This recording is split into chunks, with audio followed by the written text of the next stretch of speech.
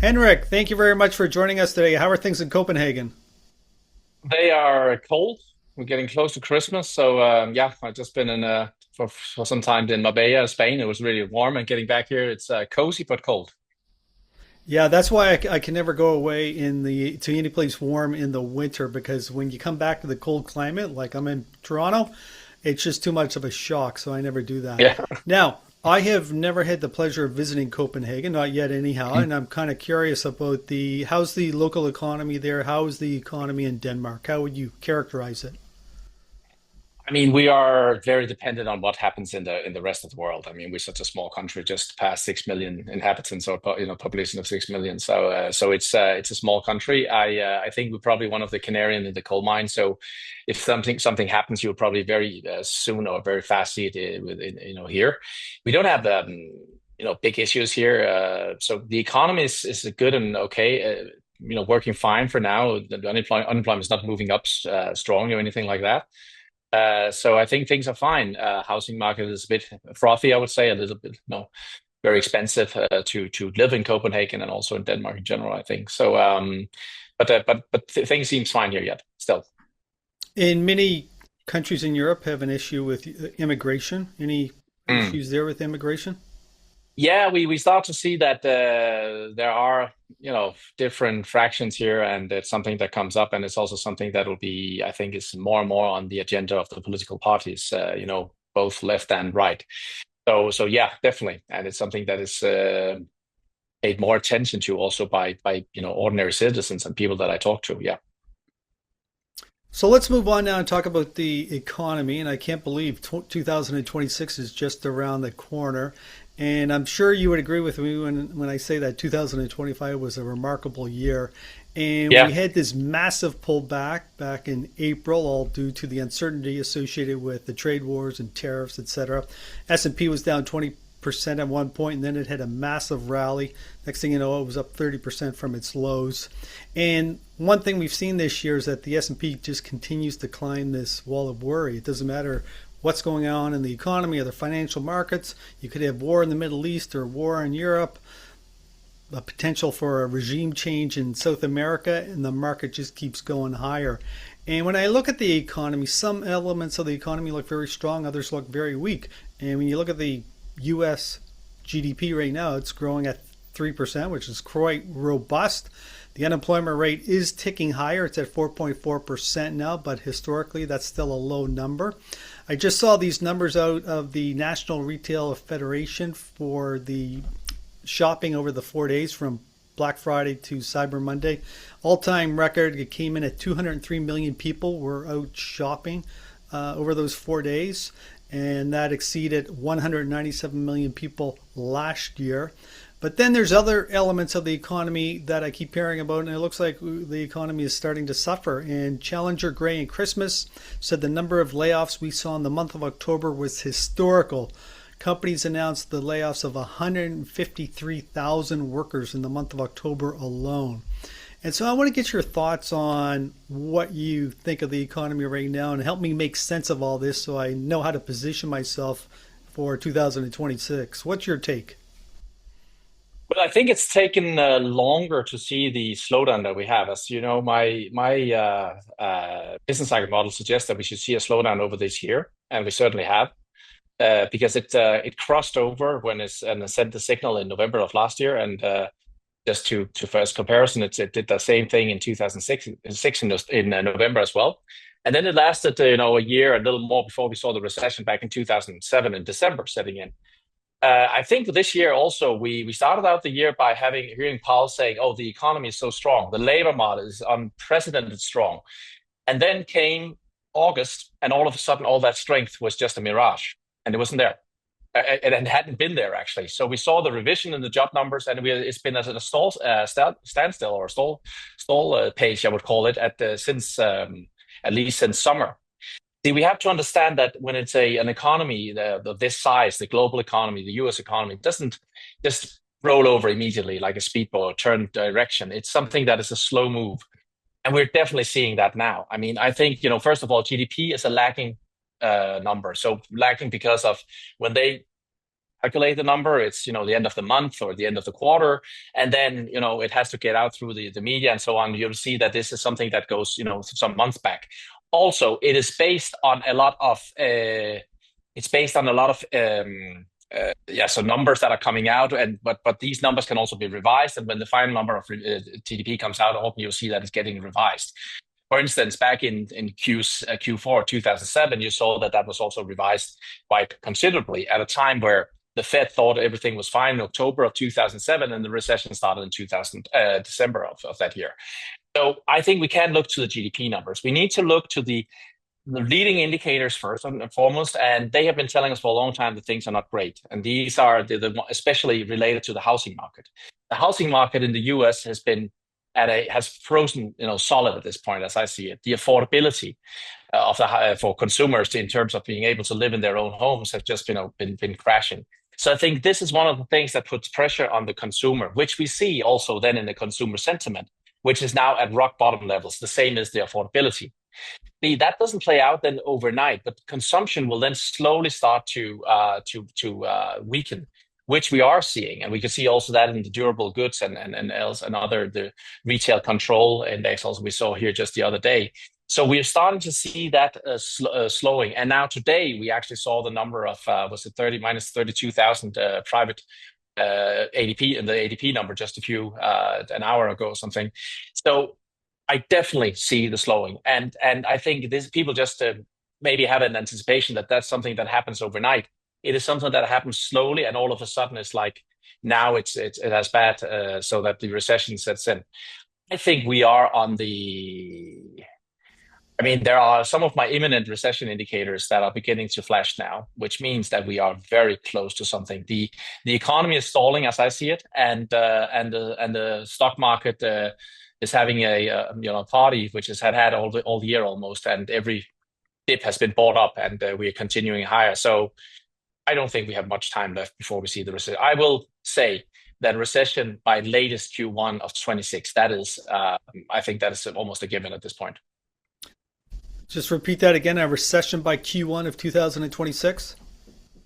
Yes, that we'll find. When the end. The NBER will come out 6, 9, 12 months from now, and then look at at a point in time when the recession started in 2008. They pointed it out. I think it was December 2008. They pointed out that the recession started in December of 2007.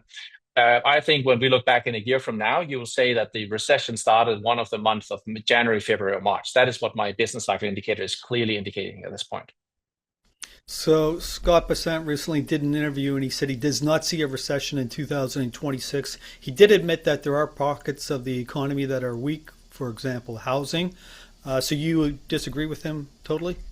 Completely. I honestly have difficulties to see how people cannot see this. There are so many clear signals at this point. I can show maybe a chart or two here if you want. But we are definitely seeing something that is going to accelerate. The thing is, these things are not just happening overnight. It's something that is in the process. That's why the momentum of the economy, just like the momentum of a supertanker, if it starts to turn and it turns, it takes a lot for it to turn in the right direction again. And for now, it seems like we are just in a situation where things are going to continue to be. Let me see here. This is the unemployment level in the U.S. And if you look at that simply, and you'll see, well, you don't need to know much about economy to see when we have these rounding bottoms in the unemployment level, and we have the momentum, as I talked about, pushing higher. Well, then you get a recession. And there's not so much to say about it. That's the feedback loop. The consumer is feeling bad. They will consume less. And when they consume less, well, then there will be less jobs available. And when there's less jobs, there will be more people unemployed, and so on and so forth. And that is happening right now. And the Fed is overly hawkish at this point, and which is a very big problem. And they have been overly hawkish for way, way too long. So one of the things we really don't know what's going on, like because of the government shutdown, which was, I believe, 42 days, we really have no idea what's going on with the economy and also with the unemployment numbers. And the non-farms, for example, the last numbers we saw were for September. They came in at, it was a big increase. It was an increase of 119,000. 119,000 jobs versus a loss of 4,000 jobs in August. they're canceling the October numbers. They just said, the hell with it. We don't need them. And we're not going to see the November numbers until December the 16th, I believe. So Right. there could be so much going on there. Like I mentioned that Oh, the number of layoffs in the month of October was massive. So it's going to be yes. interesting to see what this unemployment rate is when it comes out. We have the slowdown, as we have every time we get into a recession, and again now they're trying to hide the numbers. That's not going to hide the reality of things. And today, as I said, we have the ADP numbers. First of all, let me say, in terms of the non-farm payrolls, the 119,000 is the first revision. It's the first print. And you'll see revisions on those. So we have to remember that the 19,000 and the minus 13,000 in June, they were actually, I think it was 144,200 or something. They were brought down considerably. Over the last 5 years, we have seen on an average the revision to be around 65,000. And in a slowdown, you often see them much, much bigger. And right now, if you look to the private jobs, we just had that number today. It was a minus of 32,000. And if you look at the trend here, there's no doubt about the trend of this. I mean, the trend is down and lower. So that people think that things are great here because the stock market is doing well, or because somebody says that he doesn't see it because there's only pockets of it. Well, if one pocket is the entire labor market, then I will agree with him, because that is what we see now. We have seen the leading indicators, that the housing market weakening, consumer is now in the gutter. We haven't simply seen anything like this, and this is going to be, a recession that is the most easiest to spot that we've ever had, I think, and it's going to be one of the worst as well. And just in case somebody is listening and not watching, the chart you're showing right now is the ADP number. Can you just tell us what that's indicating? Yeah, so the ADP National Employment Report that measures the level of non-farm private employment, and we can see how that is just after the COVID situation in 2020, when it just rocketed higher because we had all that stimulus coming in, and all businesses in the US and around the world were just over delivering and actually performing at much higher just because of the stimulus. So if you stimulate an economy, there will be a high demand, and when there's a high demand, businesses will have to deliver, and so on and so forth. It takes a while when it's such an extreme stimulus as we got back in 2020 there, before we see that coming full cycle. But that is what we see right now, and there's no need for businesses right now to hire people in, because if we look at the capacity, the utilization of that capacity we have in the US, well, the latest number is now at 75. I actually had to update that. 75 was the latest number we got here now in December. That is a very, very low number for your capacity utilization. Why would you hire people in if your capacity is only utilized at 3/4 of the capacity? Why would you hire people in? You wouldn't. That's the thing. So I think people are misunderstanding that just because things are not happening just after we saw, I don't think one bit, first of all, that it was the tariff that created the situation. I think it's the economy that has been rolling over for longer, and my November crossover was before that, but the tariffs have not helped. It's not those who create it, but it has not helped, absolutely.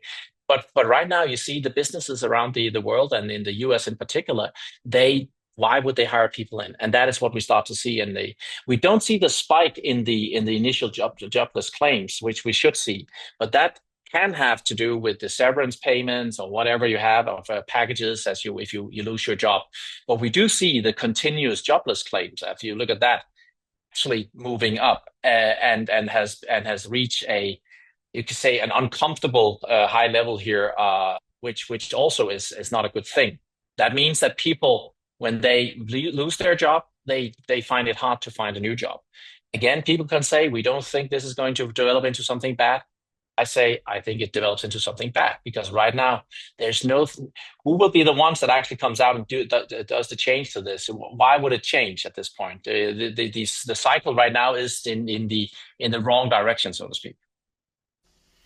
Yeah, and just to continue on with this theme of unemployment, Amazon came out last month. They were one of the companies in the month of October that announced some massive layoffs.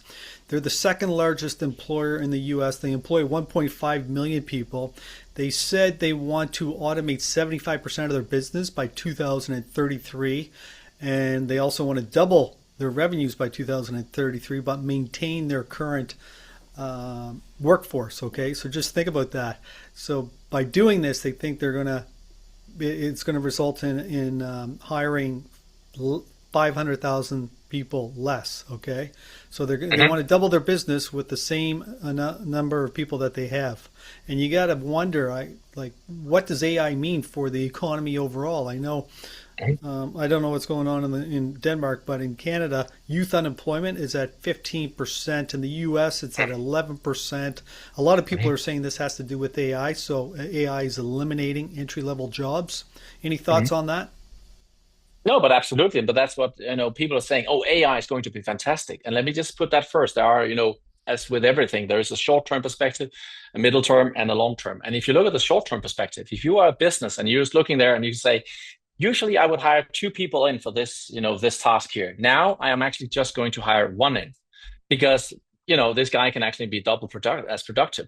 See, in the bigger scheme of things, that's fantastic because that means that every business can then be more productive.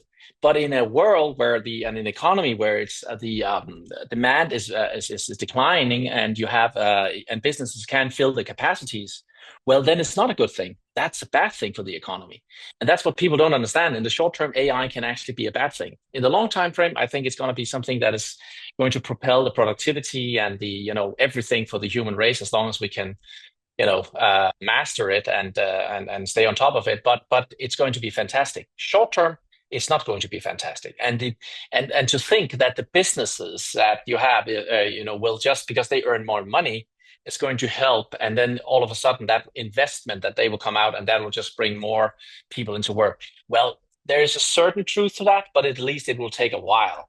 And but then again, it will also not employ all the people that are losing their jobs. And the problem right now, and this is why I brought this chart up here, is that if you look at the average weeks of unemployment, you can see that that is rising right now. And if you look into the financial crisis, before the financial crisis, an average unemployment was around 16 weeks. Now it has risen to around 24 weeks, and this is before a recession. That's one observation. That means 50% higher or longer time people will, on an average, be unemployed, which means everything else being equal, that they will be more disconnected to the labor market, which is a bad thing. You will lose your competences. You will, there will be a lot of things, and you have to think 80% of, or let's say 30% of the people who are in this, lose their job, they will have even longer than the 24 weeks. They will have maybe 50 weeks or something.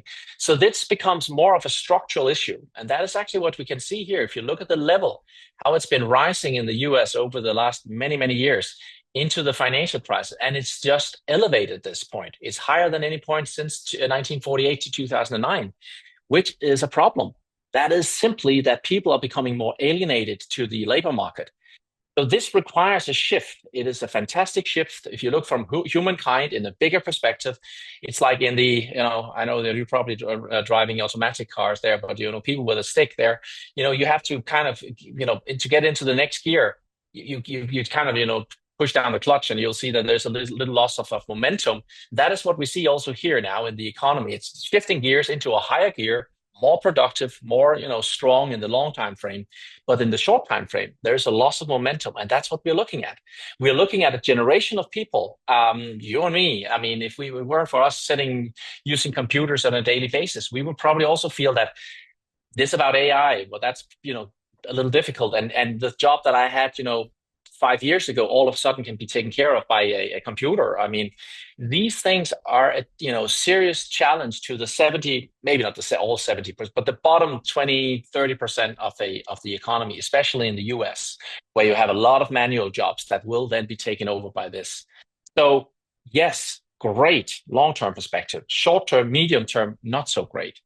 And actually bad thing, because people will find it increasingly difficult to find a job, which is what carries the economy at this point. And I read an article in the New York Times recently by Jason Furman. He's a professor at Harvard, and he suggested that if you remove all the capex and all the spend associated with AI, there'd be zero growth in the economy. And right now, the government's telling us the economy is growing at 3%. So, I don't think you'd even need to do that. I actually did a calculation on that, and I just took away the public spending in the U.S. And I then also eliminated the deflation or the inflation in the numbers as well. And you will actually see that there's been a stall speed in the U.S. after Corona. There's been a stall speed for 2 or 3 years now, below 1%, just around 0%, 0 to 0.5% in terms of growth. And then, as you said, also if you take the other ways array as well, sorry. Sorry about this. That's what happens. There we go. Then you will see that there will, be an economy that has a completely different character and different at a different state than most people understand. And Henrik, once again, just for the sake of people who might be listening, the chart we're looking at right now describes what? Unemployment for the U.S. economy, which means that if you look at when people are becoming unemployed, how much will they on average, how long will they stay unemployed? And you can see that that's, if you go back to the 70s, it was all the way down in 12 weeks, 10 weeks and something, and it's been fluctuating up and down. But there is a clear shift as we go into the financial crisis, and we can see it moving higher and going all the way up to, I can't even see how high it was, up at 40 weeks after the financial crisis. It has come down again, but we are still now at around 24, and we are clearly at a higher level than the highest points we have seen since 1948, which is, as I said, that's a structural problem for the economy. There can be more, short-term, cyclical problems, but this is structural. This means that there is a large part of the labor force that is actually becoming irrelevant or disconnected to the job market. In the future, that may be what we see. But right now, with the way things are run, it is a problem for an economy that people can't find job or becomes irrelevant for the market. And this, I don't hear that, a lot of talk about that in the news or anywhere, but this is a big problem. And as you mentioned, also youth unemployment and so on. I mean, if that starts to spike as well, then we'll have young people not getting connected or not getting into the labor market, which is an even bigger problem because then you never get started at all before you have to, you find yourself obsolete almost. Yes, and just to add to your point, 70% of the economy is based on the consumer. When I say the economy, I mean in the U.S. And so if they're not spending money, if they don't have money, well, the economy is just going to decline significantly. Now, just to further reinforce the points that you're making, I recently read an article in The Economist. It was titled, "What if the AI stock market bubble blows up?" And in that article, they basically said the AI crash would destroy 8% of household wealth. And of course, a lot of the people that are spending money now, they're doing so because they feel rich. Their house has gone up in value. The stock market has gone up in value. But if that were to change suddenly, then the Economist suggested that it would cut consumption by 500 billion or 1.8% of GDP. Thoughts on that? We could just we can take a look at it. We can see how if you look at the price, see if we got that here. Home prices, I think it is. If you look at how it actually is declining already, and when we see that, we see the momentum of the U.S. house price index here, and you see the decline we have here, and we see the similar decline here. Every time we have declines in the housing price, this is a year-on-year, price. So you'll see that it's still at 1.7, but there is a clear downward momentum. And at the same time, we see the unemployment level moving up. I mean, that is a bad cocktail because if people are feeling, you have two things that are really important in life. Two things, as you know, will be your house, the value of your house. It'll make you feel rich or not so rich, and then it'll be whether you have a job or not. And the recessions that are those shallow ones are the ones where the housing market does not take a hit. Those are the ones we had in 2001, which was a dot-com and crashed, and we saw a lot of devastation in the stock market. But actually, the recession was not that bad. And the same was for the 1990s, the early one, in 1990, I think, or 91, it started. That was also a rather shallow one. But if you look to the double recession we had in the early 80s, that was a severe one. And we have one now, and we had the financial crisis, obviously, and we have one that is also now seeming to become a very severe recession because the consumer is depressed. And that's what I looked at here before. So the consumer is just in the gutter, and their house, the value of their homes are starting to see also taking a hit, and they can't sell their homes. If we look at the existing homes sold and this is one of the most, I don't know, again, one of the things I don't understand why people don't mention. And when they talk about how strong the economy is back in the early days of, let's see how I can put us here. Let's put us over here. So the existing home sales here, we see that we can see when that takes a tumble, that's normally when we get into a recession. And we have seen that tumble in that one. So meaning very few homes are actually being sold. This is an absolute number of 4 million around that level, which is a level we have seen all the way back in, let's say, 94, when it was at a spike there. But the US economy was 80 million fewer people at that time than it is today. And also we saw it back in 78 when it was even smaller, the US population, which means that if you look at this and you say how many homes are sold per as part of the population, it is right now in the worst gutter that we have ever seen. And this is at a time where the unemployment level is low. Now, go figure if things are now turning out and those businesses that do not want to build more capacity by hiring in more people and they rather use AI, and if you start to see an unemployment spiking here, what is going to happen to the home prices then? They're going to plummet even further. You're going to see a negative development in that. And I think you're already seeing that in a lot of parts. I've seen some interesting charts saying that there are certain areas in the US where you start to see that. You don't have it nationwide just yet, but it definitely looks like it's becoming. So yes, and we know it from ourselves. If our home is starting to depreciate in value, we don't feel as ready to go and take up and take a loan on to build some kind of refurbishment of the house or buying a new car or whatever it is. That is the way we work and act. And God forbid if we also lose our job, then it's even worse. But I think we're seeing that unfortunately a lot of factors coming together here and into at the same time what is the worst bubble in the stock market we have ever seen. So we have a cocktail that is just becoming toxic, and it looks like we're very close to it to see what comes out there. Before I get your views on the S&P and the Nasdaq, I want to continue on with the economy. And one thing that continues to frustrate the hell out of me is inflation. And the governments in both Canada and the US, they want you to believe they got it under control, but the CPI or inflation has been trading above the Fed's 2% target now for, I think it's 57 months, okay? You might as well round it up and say 5 years. And if you look at food inflation, like just in the past year, like the price of coffee is up 30% year over year. Ground beef is up 15%. The price of bananas is even up 10%. And in my mind, the only thing saving us right now is the fact that oil's hanging in around $60 a barrel. So the price of oil or energy is down on the year. But what are your thoughts on inflation? If we get this massive pullback in the economy, like you're suggesting, what's going to happen with inflation? Differentiation between what is inflation and what is price level. So what you mentioned here was price level, and I think that is correct. Price level has risen by 20% or something like that, depending on country, depending on region, and so on. But around that level from 2020, which is a lot. But that is exactly what kills the consumer. It does that slowly. I mean, for some time you may survive, you may have some extra cash, especially from all the stimulus that came in during after COVID.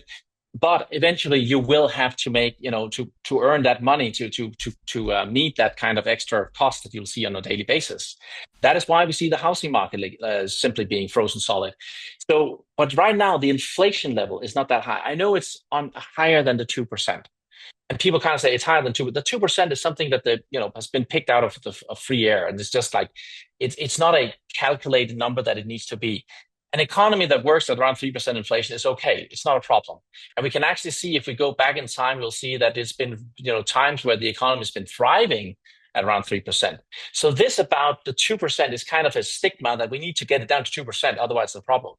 The real problem here, as I see it, is that inflation is lagging, which means that the things I'm talking about with the housing market and with the labor market starting to roll over, if that happens, you're going to see the opposite of inflation. You're going to see deflationary development. This has pressure on inflation. I'm not one bit worried about inflation in the short term, because I think you've got more worries about the actual potential outcomes of the economy rolling over. I know people feel it, and they feel that the price level has risen, and that's what they're talking about. But I'm not talking. It's like the bathtub. The price level is how much water is there in the bathtub, and what comes out of the whatever you call that is the rate of inflation. And so as long as and right now the inflation rate is actually coming down. I know it sounds, even though we have these jumps up and down, you can look to Trueflation. They have do really good job on that, and they can see that there is actually a downward pressure on that.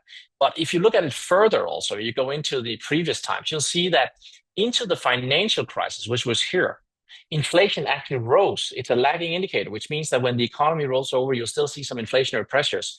That is what we see now, and people are confusing price level with inflation, because a 3% level right now, at the state we're in the business cycle, is not a problem.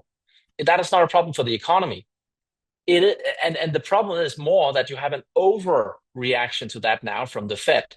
You can see into the financial crisis, it was up at 5 point something percent. Was inflation a problem by the end of 28? Absolutely not. It was quite the opposite. Was it the problem at the end of the dot-com recession? No, it was not. Inflation was down at 1%.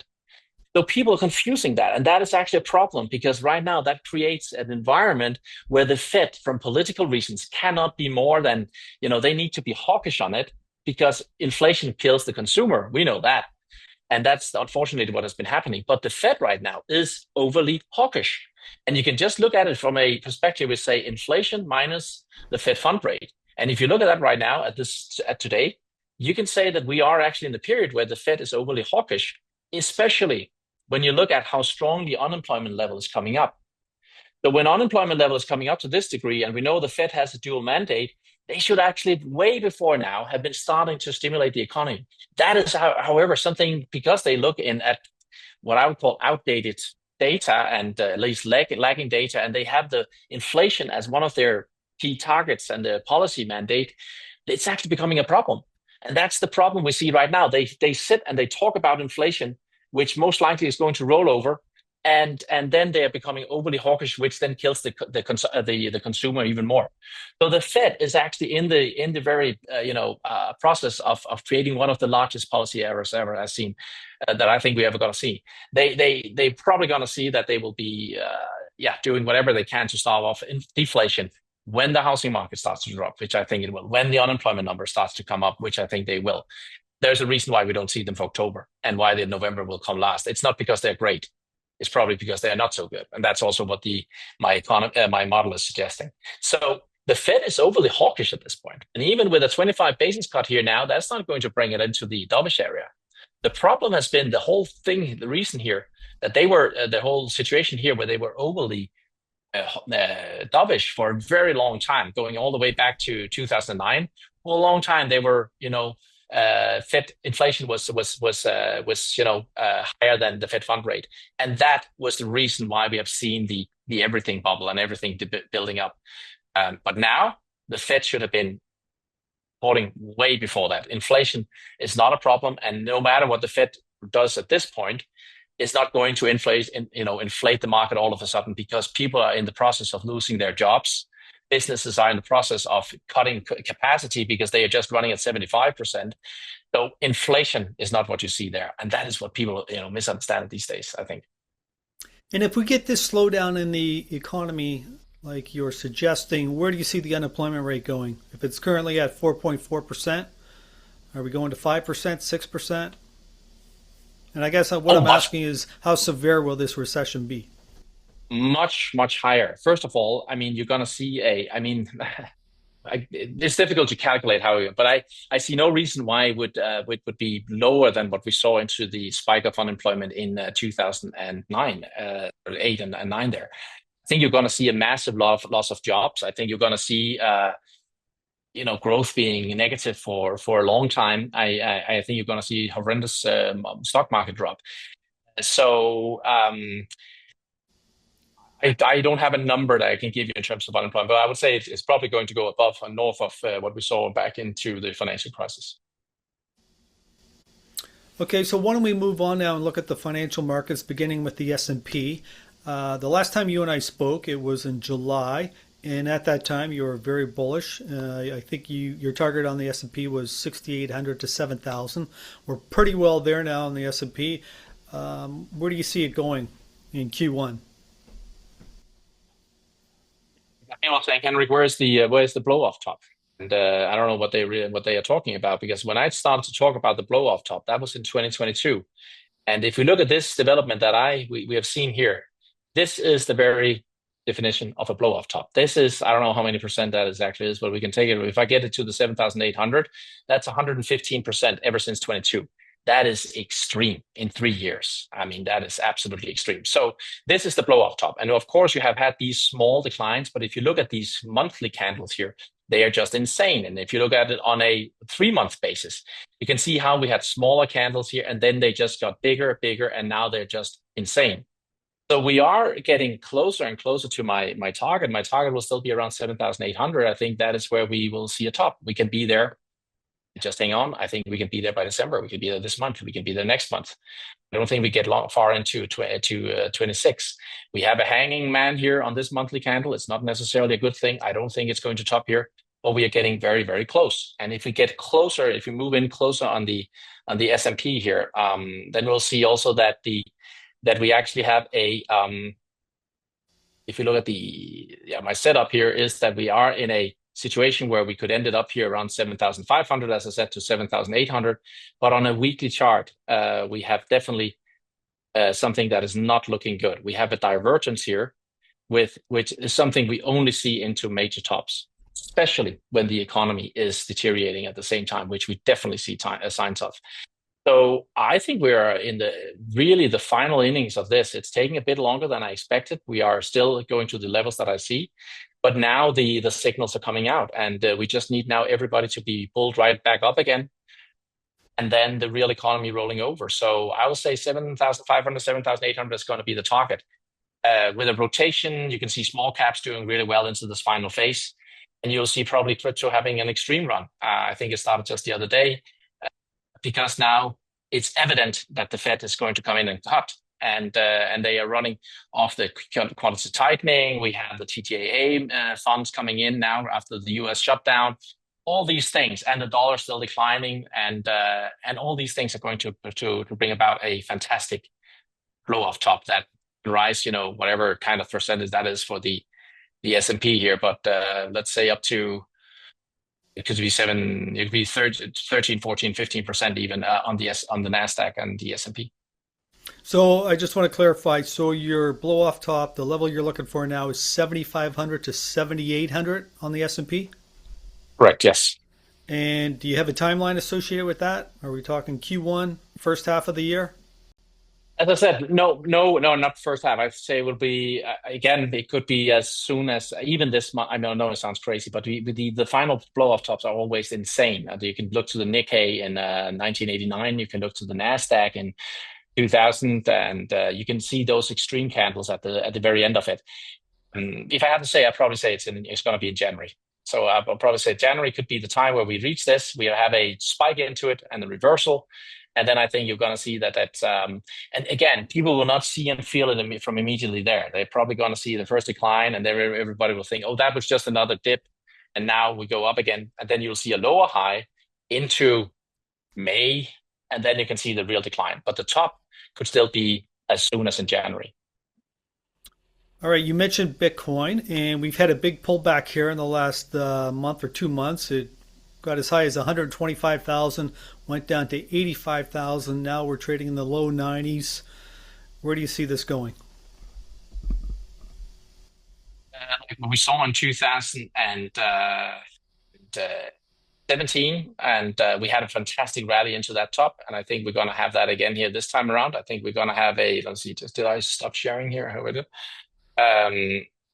That we see a fantastic top like in 2017, where it just went up for some time, and also in 21 you saw that it had a fantastic 3-4 weeks run, and then you're going to see a rotation into the small caps, or crypto. That means into altcoins, and you're going to see a top there as well into maybe late January, maybe early February. But that's as far as it takes. I think it's going to be faster and stronger than most people anticipate here, because we're starting to see the things that can kill this bull market here. We're starting to see the talks about the whole AI situation with NVIDIA and so on, which you've seen the MicroStrategy also now starting to, interestingly enough, starting to build a US dollar reserve. Interesting when you don't like fiat, and that you just have to build a fiat reserve anyway. That sounds interesting. And we have the whole situation with Tether, where we just saw that the S&P rating agency was giving them a week, which means that they cannot see through how is there really backing for the tethers that they are, in terms of US dollars, or is this just, a mirage? I think we are seeing some of the things that in the aftermath is going to be the things that people say, oh, this was the thing that actually, killed it all. It will not be, because the real thing is that it's the economy that rolls over and then you'll have it, but there will be some of the big losers there. But again, we have to differentiate between short term, medium term, and long term. Short term, which means the next few weeks here into early January, I think you can have a fantastic bull run. And I see Bitcoin going to 140, 150,000 even, but I don't see it much over that. And that would be enough. I mean, that would be quite strong from here. And I'm glad you brought up MicroStrategy. The name now is actually Strategy. I'm not sure why they changed it. It's called Strategy now. Yeah, we've correct. had a massive like this stock. Oh my god! So it got up to $400. Last time I looked at it, it was at like 180 or $185. Do you think there's hope for those people that own MicroStrategy or Strategy? Again, that depends on what we mean about hope, because I think the market is going to prove everybody wrong right now, and I think you're going to see that the market will then accelerate, and I think strategy is going to make new highs, and people, especially if Bitcoin recovers 100,000, then you'll see people will be flocking into it and chasing it and talking about the genius of that Mike Sayer is, and then you're going to see the final blow off top there. So in that time frame, yes, everybody, there is hope, but in the larger perspective, no, absolutely not. I mean, it speaks for itself when somebody who hates fiat as much and they are starting to build a fiat, a reserve. That's because reality is starting to dawn. Reality is that you cannot pay your, loan, your mortgage payment, whatever it is, with Bitcoins. They try to tell you that it's going to be, but you can't. And when you're leveraged up, like what strategy is, at some point is going to go terribly wrong. And if Bitcoin is going to reach the levels to the downside that I expect, well, then there will be no more strategy. So I could see again, just imagine these crazy runs. We have the most insane bubble in the world. We have, everything is stretched. We have to think in those terms when we say how far and how high can it go. And I could see strategy going above 800 and above 1,000 in price in 5-6 times up in no time, because you will see that everybody will now be running into it when Bitcoin recovers 100,000, and Mike Sayer will again be looked upon as the savior of the world, and the same with Bitcoin. So, but that's going to be the final end of it, and the negative divergence on that is actually just quite extreme. So if you take a weekly chart on Bitcoin and you look at since March of 24, you'll see how the momentum of the tops of the move has been lower and lower and lower. And everybody talks about how strong it has been and so on. It's not strong. It's actually technically weak. And as I see it, I have to say, and I will say it here, I saw Burry coming out saying it's worthless. I will be a little more kind, and I'll say it'll be a collector's item in a few years. So I just want to clarify, you threw out a lot of numbers there, but once again, Bitcoin is trading in the low 90s, and you think it's going to stabilize here. It's going to rip to as high as 140,000, and then all hell is going to break loose. We're going to have a breakdown in the economy, and Bitcoin is going to get destroyed. If you look back in the 4 times you've had a larger pullback in Bitcoin, it was about 70 to 90%. This time around, there's a real recession setting in. A real recession is not going to be kind to Bitcoin. You will have that the stock market is going to decline. If my model is correct, that we're going to see a very massive top. You're going to have a massive decline in Nasdaq, and Nasdaq is outperformed by Bitcoin in terms of upside and downside. So I think you're going to see Bitcoin crashing quite a lot. And you see, there is actually, when we have days like the last few weeks here, all of a sudden. I mean, what brought Bitcoin down from 125,000 to 80,000, $45,000 in a matter of 2 weeks? What was it? It wasn't really a big thing. I mean, there wasn't a big thing going on. Now imagine if you have a credit crisis, if you have the dollar going to 110, the Dixie 110 or to 115, and you have, massive defaults, and you have, the stock market, cracking. Wow, who in their right mind would think that Bitcoin will survive that when it can drop by $45,000 30%, 35% in a matter of no time due to nothing. I think people are talking about all their diamond hands and so on. It'll prove and it'll come out it's all paper hands when it comes to it. So, and I don't see Bitcoin as the savior of the financial system. There's no way you'll have something like that saving the financial system. The financial system needs saving, without a doubt. It needs a monetary reset. We need to get to a new, sound monetary future. But that's not going to be Bitcoin. I'm sorry to say, and I have to be a little more harsh on it now because I think honestly, people out there need to understand the reality of things. I hear so many people sitting and thinking, "Oh, but Bitcoin is going to stand," and I'm just like, what? Look at the declines we have had without any reason. Why would you then think a severe crisis could bring Bitcoin to its high? And then they come with something with money printing, and you can just look to the charts and say, Nasdaq dropped in the financial crisis a lot, even though there was massive money printing. The Nasdaq dropped also in the 2001 crisis, even though there was massive money printing. Why would you think Bitcoin would do any better than that? And that's why, what I think. So people are unfortunately being led by all these Bitcoin maximalists and DeFi and whatever it is. And I think this is just the narrative of a bubble. That's the narrative. You and I are old enough to remember also the bubble of 2001 and the .com. And we had all this with the new economy and all this. And it's not about how much money you make anymore. It's about how much you spend on marketing and all these things. It's about how many clicks we see and all this. I mean, this is the very definition of, the narrative you need to see in a bubble, and that's what we have. All right, so let's move on and talk about gold now. Gold had a pretty good 2024. It was up 25%. It's already up 50% in 2025. Looks like it's got a lot of momentum. What do you think? I think, I've been wrong on how high gold could come. No doubt about that. Could go. I didn't see that. I didn't see how much it would rise before. I would have all along been expecting gold to come into a massive bull market after this. What I think we're seeing here is the prelude to what is coming after.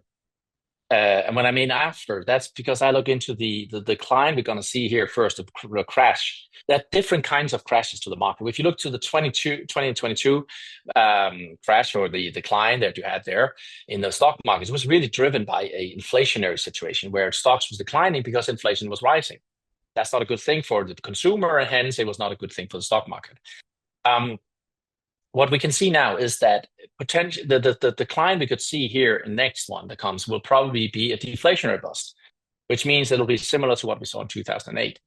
In deflationary bust, there will be organizations, countries, private organizations, hedge funds, and so on, that will be needing liquidity, if I get it right. You go see the floor is going to open up. You'll see a lot of value dropping into that, and liquidity will be needed. That is also why Bitcoin will drop. The Fed will not step in and close those gaps immediately. They can't get out to it, and especially if we have what I can see as a private credit crisis developing, and you'll see the more opaque structure of that potential setup there, you'll have a lot of holes opening up everywhere. Liquidity will be needed. Liquidity meaning US dollars, and it doesn't mean gold, it doesn't mean Bitcoin. In that setup, I don't think gold will do well, and I still think you're going to see a massive decline first. But the rally that we have seen is telling us that it's setting up for something quite extraordinary. And if you look to a ratio like SPX versus gold, so SPX gold ratio, it has clearly broken lower. And that we have only seen 4 times in a century. That was in 1929 when there was a speculative bubble and gold started to outperform the stock market. We saw it again then in 1971 when we had Nixon coming out and doing the temporary abandonment of the convertibility of dollars to gold. And then we had in 2000 when we had a speculative .com bubble. This time, I think we have a combination. You have what you had in 71, where it was a beginning to a losing faith in the financial system, because that is what happens when all of a sudden you can just print money. It's just not connected to gold any longer. But that we have now as well. And we have a situation also where you have a speculative bubble. So I think you have the double of that. And if you look to that ratio, then that decline could suggest that gold by far could outperform the stock market the coming 10 years ahead. So I think you'll see gold will do extremely well over the next many years. But does that rule out that you cannot see gold declining in dollar value? No, because in a deflationary crisis, you probably see that you need real dollars. So I still think there's going to be somewhat of a pullback, and then you'll see it going to rise. But yeah, definitely, gold is going to outperform Bitcoin. And again, we need to start short, middle, and long term. Long term, you're going to see gold by far outperforming Bitcoin, and by far being a very, very solid asset. And by the way, into the next, you can say, next many, many years, when we through the first part of this crisis, I think you'll see commodity companies in general will do fantastic.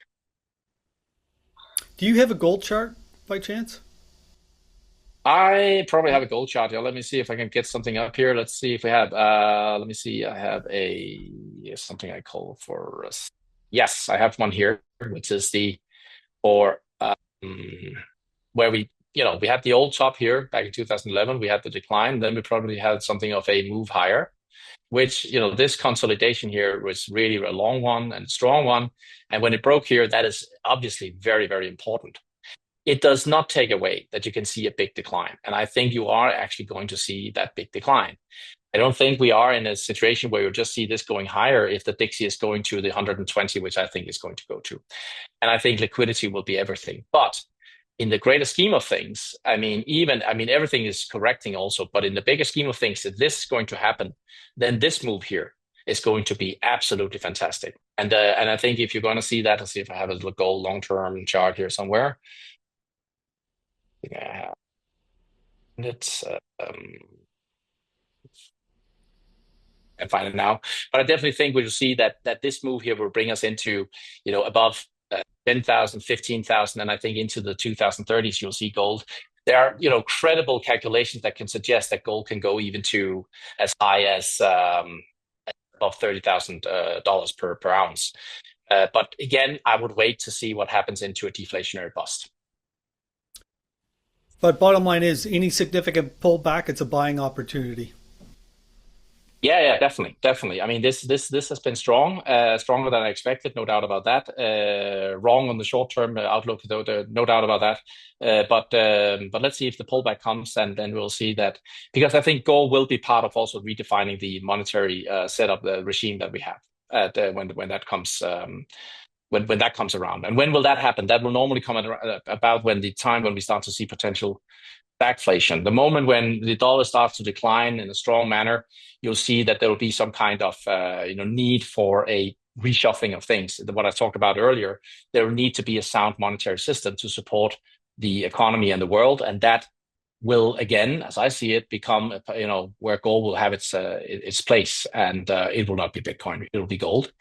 And we just have to see what will the pullback that I expect here mean. People see then, there are a lot of my fellow analysts out there that thinks that it's just going to keep going higher here. And I think maybe that's the dangerous perception at this point. But again, I was wrong before. So let's see how it goes this time. Yeah, I think I would agree with a lot of your points. I think it's a reflection or a referendum on what's happening within the global economy from a fiscal point of view. If you look at the U.S., just the U.S., $40 trillion in debt. They're trying to get these interest rates down so their interest payments can become lower. They're paying $1 trillion a year in interest payments. But it's just not the U.S. It's anywhere and everywhere in the world. Like, there's just, things are out of control. And then if you look at inflation, to me, this is the real issue. I know you think inflation is going lower. I don't think it is. And I think this is telling us there's serious problems out there. We continue to see these central banks around the world buy 25% of all gold production. That's been the big trend in the last 3 or 4 years. Now we have new players stepping in. You mentioned Tether earlier. It's estimated they have bought or acquired 80 to 100 tons of gold here just in the last 6 months, okay? The other thing Tether is doing, they're also buying Bitcoin, but they're a lot more aggressive when it comes to gold bullion. They're also buying gold royalty companies. They've already taken positions, I believe, in 3 or 4 royalty companies. The other thing that I find quite interesting now is you're starting to see some U.S. funds get involved in the gold space. There's a big firm out of New York called Elliott. They've owned a large stake in Triple Flag Precious Metals. They just took another stake in Osisko Royalties, and they also went activist on Barrick Gold. So when you see something like this happening, of course, you see a lot of headlines on it. Then you get other funds looking at it, right? So I think myself, gold, this is just the beginning. And I would agree. If you see any significant pullback, you got to get long. And I know a lot of people like to draw parallels between gold and Bitcoin, and they refer to Bitcoin as digital gold. I see none whatsoever. Until central banks and governments start buying Bitcoin, never going to happen. But you can look at certain charts. You can look at the ratio between Bitcoin and gold, and it's quite clear that there is I think there's going to be another top in that, and that's where I think I will challenge, say, Bitcoin short term again could outperform gold quite a lot, and I think even gold will drop, but in a longer time frame, there's no doubt about which horse I would be betting on.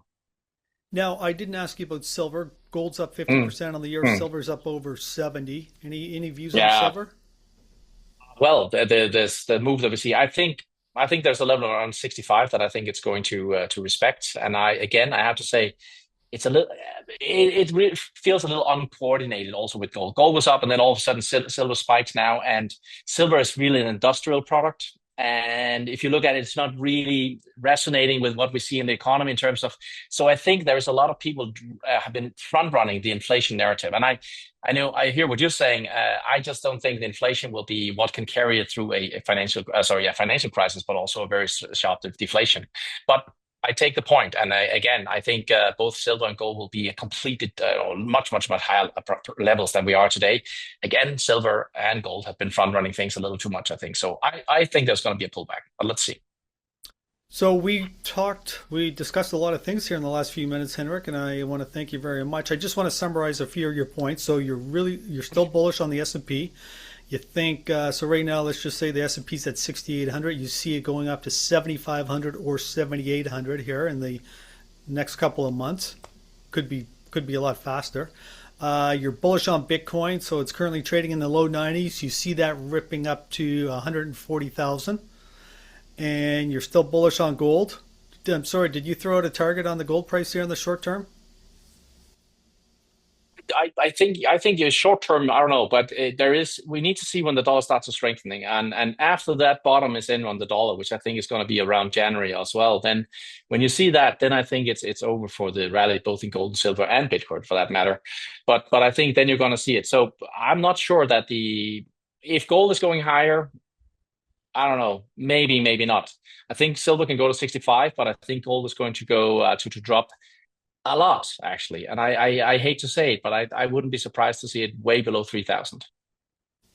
Yeah, but that's on the back of an economy and a faltering. Back of the decline. Yeah. But short term here, I mean, what I've seen over the last week since we had the top there, I think that is still a correctional structure. So I would not be betting too much on that move. Can be wrong. Let's see, because the only thing that will be driving it really will be when the dollar starts to rally, and if that rallies, then gold will probably not be faring so well. And just the last point, you think the U.S. is going into a recession, and that's going to happen by Q1 of 2026. I think when we look back in time, at some point it'll be January, March, February or March. That will be the beginning of that month. And if I had to guess, I'll say February. Well, this has been a great discussion, and I want to thank you very much for spending time with us today. If somebody would like to follow you online or read your research, where can they go? Yeah, so first of all, I'm very active on X, and they can find me at Henrik Zeberg. We also, at Swissblock, we also publish a lot of macro work for institutional clients. And then I have a Substack also that people can follow. So try to go look me up there. Henrik, once again, thank you, and good luck in 2026. Thank you. Likewise, James.